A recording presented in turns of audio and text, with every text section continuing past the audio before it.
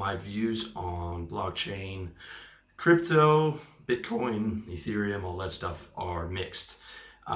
First off, on blockchain, I think blockchain is an incredible technology. I think it's incredibly disruptive in a good way, and will continue to be, if not the blockchain we see now, some type of more advanced iteration of it. It is changing the world and will continue to change the world. I see that as a certainty. Richard Branson, Mark Cuban also see that, are fans of the blockchain technology for protecting land titles in like third world countries, for healthcare, finance, banking. I agree, we are going to see blockchain develop in all those industries, I would say. With that said, the future of blockchain is not necessarily the future of crypto, and specifically Bitcoin itself, which, if you don't know, is a form of cryptocurrency. There are now, I believe, 2,000 different cryptocurrency types out there. And blockchain, the future of blockchain and the future of cryptocurrency can be totally different things. So let's talk about Bitcoin and crypto here. First, with the pros and the cons. So the pros of Bitcoin are, again, innovative, disruptive, and interesting technology. Bitcoin has a market cap of 162 billion. That's the same market cap of General Electric, which is insane.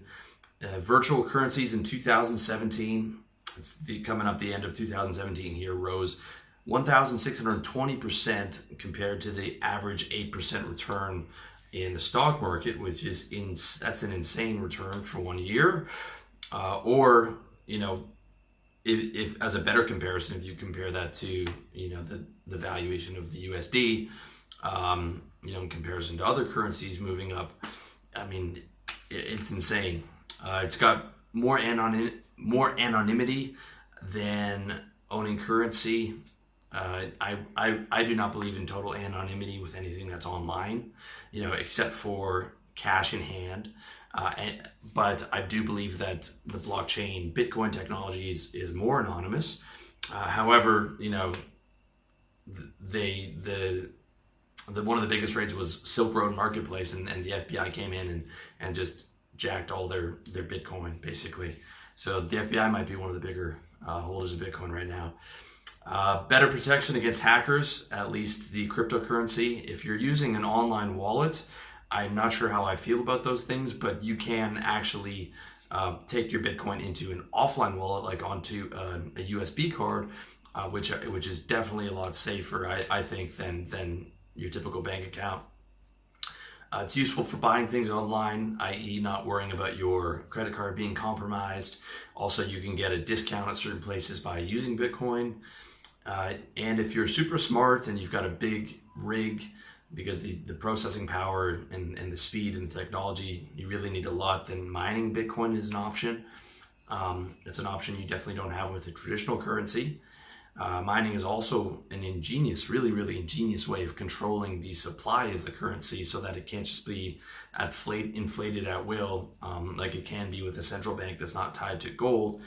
And whereas gold would have its rarity and scarcity built in because it's a rare mineral, the mining technology to keep Bitcoin relatively rare, I think, is absolutely brilliant. It's a hedge, you could say, against the corrections or collapse of traditional currencies. If the U.S. economy does collapse, Bitcoin can be a hedge against that, as well as euros or renminbi and things of that nature. And it's unregulated without government interference at this point. The future is very much up in the air. So you might see that as a pro, and there's an argument for that being a pro, but that's also a con, which I'm going to get into below. Okay, so the cons of Bitcoin and crypto are, it's very limited as a means of exchange right now. You're limited to certain online places.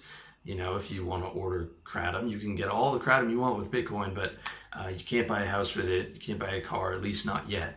Yes, future adoption is in the works, and yes, you can convert Bitcoin into dollars, but as a means, like calling it a currency, the primary purpose of a currency is a means of exchange. Okay, you can buy groceries with it. You can buy a house with it. You can buy cars with it. You can buy everything you need with that currency. And Bitcoin right now, as its primary function, is very limited as a currency. Okay, so that to me is a big con. Again, you can exchange it to dollars. Yes, there is room for a lot of, future adoption, but as of right now, where we stand, it is limited as a means of exchange. Another big problem is limited data. Okay, you can go back and look at the USD. You can look at the pound over 200 years. You can see the chart pattern. You can see how it moves.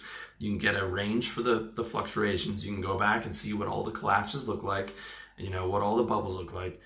And with gold, it's even longer, if not 4 or 5, probably 600 years. You can see a chart of gold. Gold's been a storehouse of wealth for 1,500 years, if not more.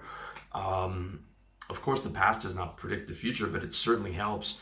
When I was a trader, I would always look at the chart to get an idea for the range.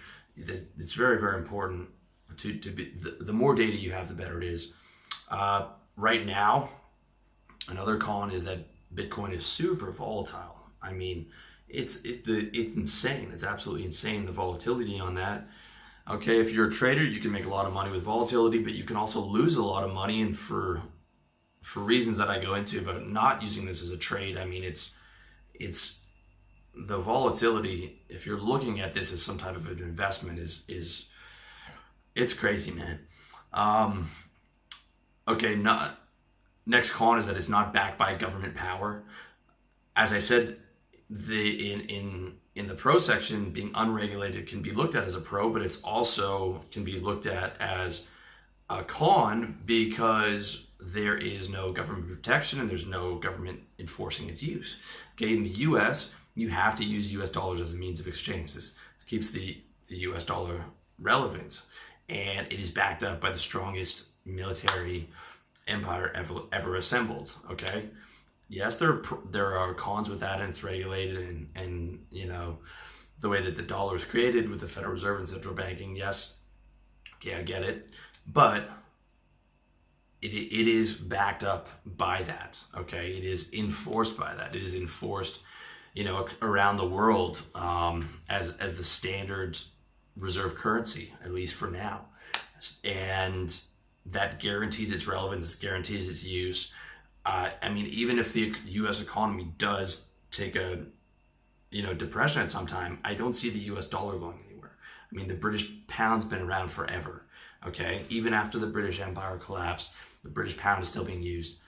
Cryptocurrencies, I mean, this is a totally unregulated industry. Okay, and it doesn't have the government protection. In my bank account in Canada, you have $100,000 worth of depositors insurance paid for by the government for if your account's hacked or whatever. Okay, so that's very important to understand. The next point on the con is we don't know who created it. Okay, apparently it was a Japanese guy, and we've never seen him. And there's many conspiracies. Some people think it's a pseudonym. Some people think it's an American guy who passed away. They think it's another American guy. Some people think it's a combination of Asian companies or China or US alphabet agencies. We don't know who created it. Okay,